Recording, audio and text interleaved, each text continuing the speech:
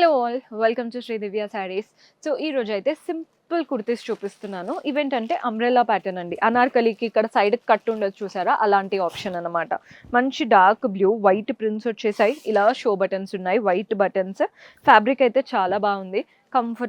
Comfortable ఉంటుంది, look wise కూడా బాగుంటుంది. ఇలాంటివి ఎన్నెన్నో ఆప్షన్స్ ఉంటాయండి. జస్ట్ మీకు రెఫరెన్స్కి చూపిస్తున్నాను.